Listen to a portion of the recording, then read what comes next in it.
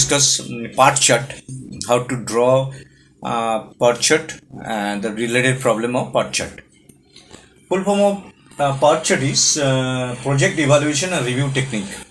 It is project evaluation and review technique. Second point, it is a scheduling technique used to schedule, organize and integrate tasks within a project. একটা প্রজেক্টের মধ্যে আমরা টাস্কটা complete করি কিভাবে তার একটা technique, scheduling technique. Part is basically mechanism for management planning and control which provide blueprint for particular project. একটা project কিভাবে প্ল্যান করা হবে, সেটা কিভাবে প্রোগ্রেস হবে, একটার পর একটা স্টেপ কিভাবে কাজ করবে, তো পুরো ডায়াগ্রামটা দিয়ে আমরা বুঝতে পারি যে একটা প্রজেক্টের ডেভেলপমেন্ট কীভাবে হচ্ছে, কোন টাস্কটার আগে হচ্ছে বা পরে হবে, কতদিন লাগবে টাইম, সেটা আমরা ক্যালকুলেট করতে পারি পার্ট চার্টের থ্রু দিয়ে।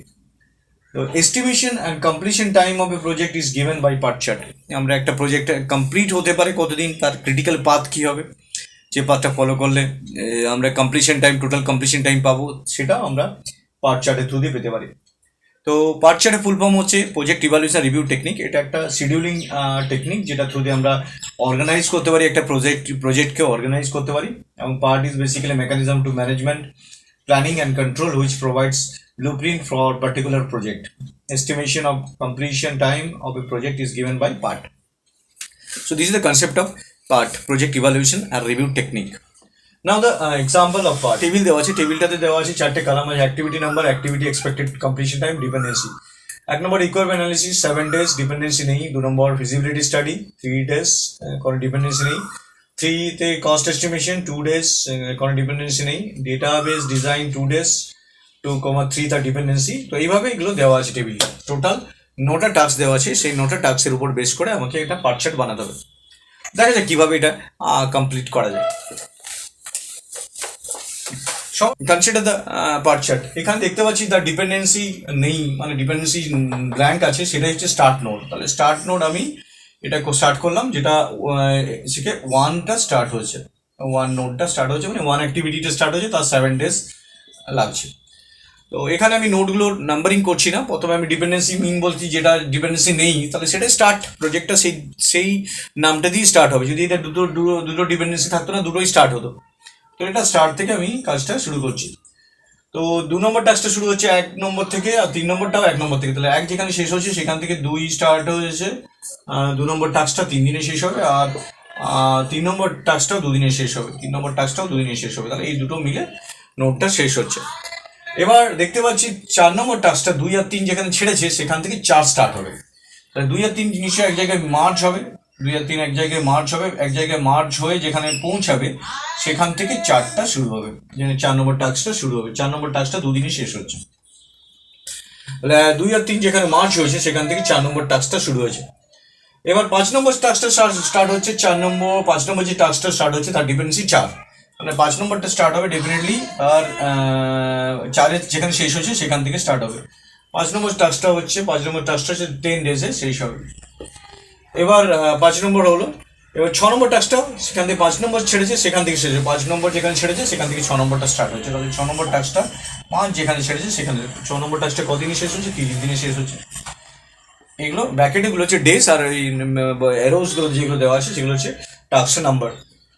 এবার 7 আর 8 নম্বর টাস্কটা 6 যেখানে আছে সেখান থেকে শেষ হয়েছে। মানে 7 আর 8 টাস্কটা টেস্টিং আর ডকুমেন্টেশন 6 নম্বর টাস্কটা শেষ হওয়ার পর থেকে শুরু হয়েছে। মানে 6 নম্বর টাস্কটা যেখান থেকে হচ্ছে সেখান থেকে 7 শুরু হয়েছে আর 8 শুরু হয়েছে। তো 7 আর 8 শুরু হয়েছে 6 নম্বর টাস্কটা থেকে। দুটোই 7-এর 7 দিন লাগছে, এটাও, আর 8-এরটা 8 দিনই শেষ হচ্ছে। তো এবার এই দুটো টাস্ক কে মার্চ করে এই 9 নম্বর টাস্কটা শেষ হচ্ছে। ইনস্টলেশন যে টাস্কটা সেটা 9 নম্বর টাস্কটা 7 আর 8-কে মার্চ করেছে। মানে 7 আর 8 মিশে গিয়ে 7 আর 8 এক জায়গায় মিশে যাচ্ছে, সেটা হচ্ছে সেখান থেকে ফাইনালি আমি ফাইনাল স্টেপটা, মানে 9 নম্বর স্টেপটা পাচ্ছি। 9 নম্বর কতদিনে শেষ হচ্ছে, 1 দিনে শেষ হচ্ছে, যেটা ফিনিশ। তো এইভাবে এই টাস্কটা আমি আঁকতে পারলাম, এটাকে বলা হয় পার্ট চার্ট। তো পার্ট চার্টের যে কনসেপ্টটা সেটা থ্রু দিয়ে আমি দেখতে পেলাম যে ব্ল্যাঙ্ক যেটা আছে সেটা 1 নম্বর টাস্ক, কেন কি সেটা স্টার্টিং নোট। তাহলে এই নাম্বারিংগুলো করছি, এটা 0 নাম্বারে দিচ্ছি, এটা 1 এর নোটগুলো নাম্বারিং করছি পরপর, 3, 4, 5, 6, 7 এই টাস্কগুলো নাম্বারিং করলাম, মানে 7টা এখানে নোট হলো। তো একবার কমপ্লিট করি। 1 নম্বর টাস্কটা ডিপেন্ডেন্সি নেই, মানে ওটা স্টার্টিং নোট। যদি দুটো ডিপেন্ডেন্সি হতো তাহলে দুটোই স্টার্ট থেকে হতো। 2 নম্বর টাস্কটা ডিপেন্ডেন্সি 1, 2 নম্বর টাস্কটা 1 নম্বর থেকে শুরু হচ্ছে, 3 নম্বরটাও 1 নম্বর থেকে শুরু হচ্ছে, 3 নম্বরটা 1 নম্বর বোঝাচ্ছে যে এখানে 1 শেষ হয়েছে, তারপর থেকে 2 আর 3 ফিজিবিলিটি স্টাডি আর এস্টিমেশন শুরু হবে। এবার 2 আর 3 যেখান থেকে মিশেছে সেখান থেকে 4টা স্টার্ট হবে। 2 আর 3 যেখানে মিশেছে সেখানে 4 নম্বর টাস্কটা স্টার্ট হবে। 5 নম্বরটা 4 নম্বর থেকে স্টার্ট হবে, 5 নম্বরটা 4 নম্বর থেকে স্টার্ট হবে, 6 নম্বরটা 5 নম্বর থেকে হবে, 5 যেখানে শেষ হয়েছে, 6 যে 7 নম্বর 8 নম্বর, 7 নম্বর 8 নম্বরটা 6 যেখানে শেষ হয়েছে সেখান থেকে মার্চ বেরোবে। তো এইভাবে পুরো টাস্কটা কমপ্লিট হবে। 7 আর 8কে মিলে 6 পাচ্ছি। সিমিলারলি 7 8 মার্চ হলো, এবার আমি ফাইনালি 7 8 যেখানে শেষ হয়েছে সেখান থেকে 9টা শুরু হচ্ছে। তো এইভাবে পুরো যে ডায়াগ্রামটা কমপ্লিট হলো এটাকে বলে part chart project evaluation review technique. এখান থেকে আমি ক্রিটিক্যাল পাথটা ক্যালকুলেট করতে পারি। প্রত্যেকটা যদি আমরা নোডের মধ্যে একটা করে বক্স ক্যালকুলেট করি তাহলে প্রত্যেকটা পাথে যে টাইমগুলো ক্যালকুলেট করতে পারবো আমরা।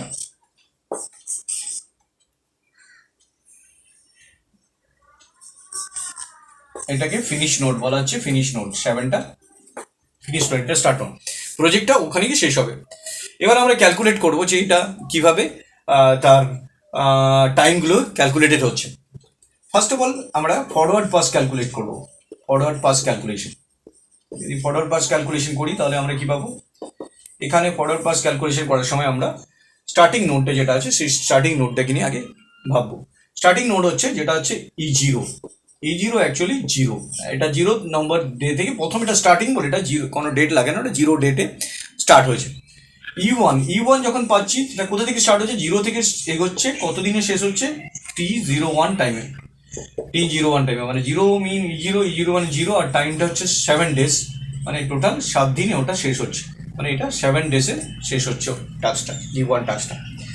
E2 টাস্কটা দুটো জায়গা থেকে আসছে, দুটো জায়গা থেকে যখন আসে সেটা ম্যাক্সিমাম টাইমটা নেওয়া হয়, ম্যাক্স দুদিক থেকে আসছে, একটা 1 থেকে আসছে, U1 T12 টাইম লাগছে, টাইমটাকে 1 আর 2 এর মাঝে আছে বলে T12 লিখছি, আর একটা টাইম আছে E1 T12 টাইম, দুটো জায়গা থেকে আসছে, দুটো জায়গার মধ্যে আমার পাথটা ক্যালকুলেট করতে হবে, দুটো পাথই আমাকে ক্যালকুলেট করতে হবে, যেটা হচ্ছে ম্যাক্স একটা U1 আছে 7 আছে, যেটা U1 7 পেয়েছি, তার সাথে একটা টাইম পাচ্ছে 3, আর একটাতে 7ই আছে, আর একটা টাইম হচ্ছে এটা 2 আছে, এই যে টাইমটা 2 দেওয়া আছে 2 ডেজ, তাহলে এই দুটোর মধ্যে ম্যাক্সিমাম হচ্ছে 10 ডেজে এই প্রজেক্টটা এখানে কমপ্লিট হবে, এই টু টাইমটা আর্লিয়েস্ট টাইম। এবার আমরা পাবো E3 E4 বাকি টাইমগুলো। E3 অ্যাকচুয়ালি ডাইরেক্টলি কমিউনিকেট করছে, E2 থেকে স্টার্ট হচ্ছে, দুটো থেকে বেরোচ্ছে না, আর 1 2 3 টাইম লাগছে। E2 মানে হচ্ছে E2 মানে 10, আর 2 3 হচ্ছে 2 টাইম লাগছে, 2 মিন 12 ডেজে এটা শেষ হচ্ছে। সিমিলারলি E4ও এখানে ক্যালকুলেট করছি, E3 প্লাস T3 4, E3 হচ্ছে 12 প্লাস 10 22 ডেজে শেষ হচ্ছে, এটা 22 ডেজে। নেক্সট E5 টাস্কটা হচ্ছে E4 plus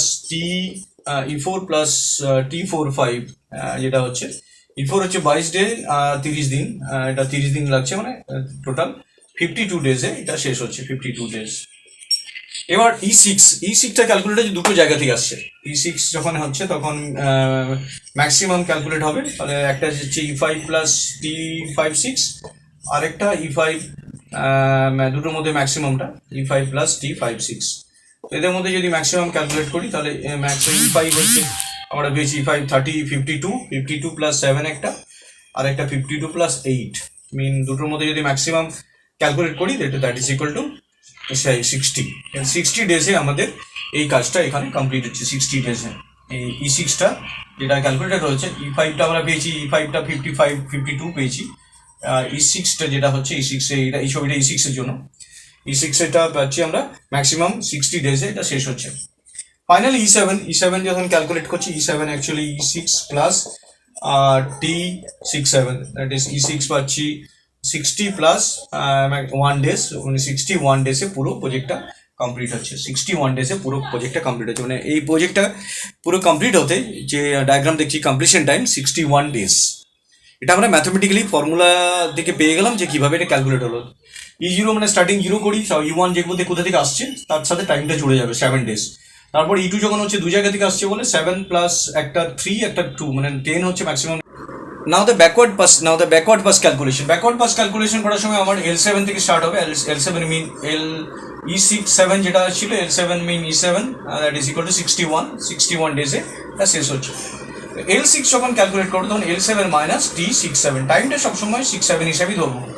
that is 61 minus 1 মিন হচ্ছে 60 ডেজে এটা এই কাজটা লেটেস্ট স্টার্টে কমপ্লিট হবে। তো L5 ইকুয়াল টু দু জায়গা থেকে আসছে ব্যাকে, এইটা এই দিক থেকে আসছে, একটা আরেকটা জায়গা থেকে, দুটো এই যে আছে, তো মিনিমাম ফর্মুলা ইউজ করবো। L6 মাইনাস T56 কমা L6 মাইনাস T56। তো এখানে L6 আমরা মিনিমামে যেটা পাচ্ছি, L6 এ আছে 60 মাইনাস 8 আর একটা 60 minus 7 that is equal two 52 পাচ্ছি আমরা। 52 মিনিমাম টাইমে শেষ হচ্ছে।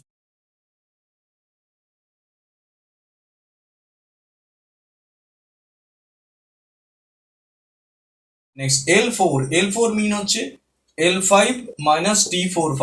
L5 হচ্ছে 52 minus 30 that is equal two 22 ডেজে এটা L7টা L4 পাচ্ছি।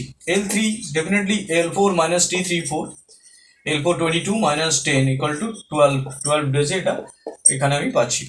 L3 পেয়ে গেলাম। L2 মিন হচ্ছে L3 minus T23, L3 min 12 minus 2 equal to 10 ডেজে এটা পাচ্ছি। এবার বাকি রইলো L1 অ্যান্ড L0।